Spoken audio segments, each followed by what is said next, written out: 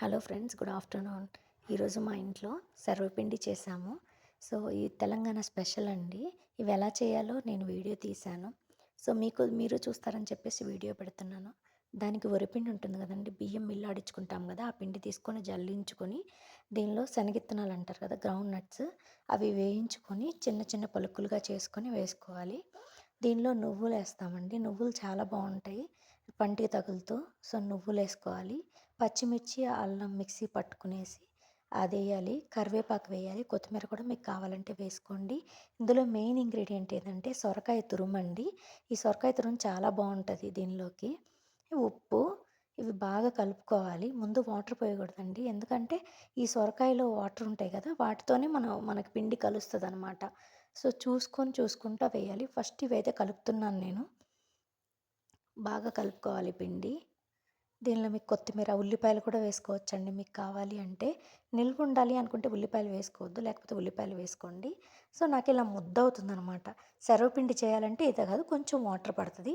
అందుకని చెప్పేసి నేను కొంచెం వాటర్ వేసి కలుపుతున్నాను. ఇలా బాగా వాటర్ వేసేసి బాగా కలుపుకోవాలి. ముద్దలా చేసుకొని పక్కన పెట్టుకోవాలి దీన్ని. ఇలా ముద్దలా చేసుకొని పక్కన పెట్టుకున్నాము. ముద్ద అయిందండి. ఈ కన్సిస్టెన్సీ ఉంటే చాలండి సర్వపిండికి.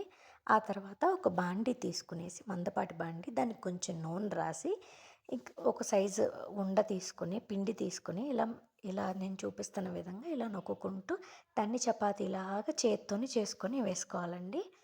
అంటే కొంచెం పల్చగా చేసుకుంటూ చేయాలి. ఇలా చేయాలి. ఇలా చేసిన తర్వాత మధ్యలో హోల్స్ పెట్టాలి. ఆ హోల్స్లో ఏంటంటే నూనె వేస్తామండి. అది బాగా ఫ్రై అవుతూ ఉంటుంది, ఉడుకుతుంది అనమాట లోపలికి కూడా. ఇలా నూనె వేస్తున్నాము. నూనె ఎక్కువ పట్టిద్ది అని అనుకోవద్దండి. ఫస్ట్ వేగేటప్పుడు వేస్తాము, అది తర్వాత వదులుతుంది. అంతా వేగిన తర్వాత ఎక్స్ట్రా ఉన్న ఆయిల్ని వదులుతుంది. అది మనం వేరే దానిలో కూడా తీసుకోవచ్చు. సో ఏం కాదండి, నూనె కొంచెం ఎక్కువ వేయడం వల్ల ఇదేం పీల్చుకోదు అంతగా. ఇలా వేసిన తర్వాత చుట్టూరు ఆ నూనెంతా అయ్యేలాగా ఇలా తిప్పుకుంటూ ఉండాలి. ఎందుకంటే అడుగునే ఎక్కువ కాలుతుందండి, పక్కన అంతగా కాలదు కదా, అందుకని చెప్పేసి ఇలా తిప్పుకుంటూ ఉండాలి. ఆ నూనె పోతే బాగా ఊడొస్తుంది అనమాట. అందుకని చెప్పి ఇలా తిప్పుతూ ఉన్నాను. అదిగోండి, నూనె పక్కకు వస్తూ ఉండింది. నూనె పీల్చుకోదు మనం ఎక్కువ వేసినంత మాత్రాన. నూనె వేస్తే కొంచెం క్రిస్పీగా వస్తాయండి, అంతే. ఇదిగోండి ఇలా వచ్చింది చూడండి. అడుగున బాగా కాలింది, పక్కన కొంచెం కాలేదనిపించింది. అందుకని చెప్పి చుట్టూరు ఇలా తిప్పుతున్నాను. మనం నూనె వేసాం కదా, ఆ నూనె అంతా అడుక్కే వచ్చేసిందండి. ఈలోపు ఇంకో బాండీలో నేను ఇంకోటి చేసుకున్నానండి. ఇప్పుడు ఈ నూనె ఎక్స్ట్రా ఉండింది కదా, ఈ నూనె ఇందులో పోసేస్తున్నాను. ఈ విధంగా పోసుకోవాలి. ఇది కాలేలోపు మళ్ళీ ఈ బాండీ చల్లారుతుంది కదా, మళ్ళీ దీనిలో ఇంకోటి చేసుకోవచ్చు. అలా మీకు ఎన్ని కావాలంటే అన్ని చేసుకోవచ్చండి. ఆయిల్ కొంచెం ఎక్కువ వేస్తే కొంచెం త్వరగా అయిపోతుంది.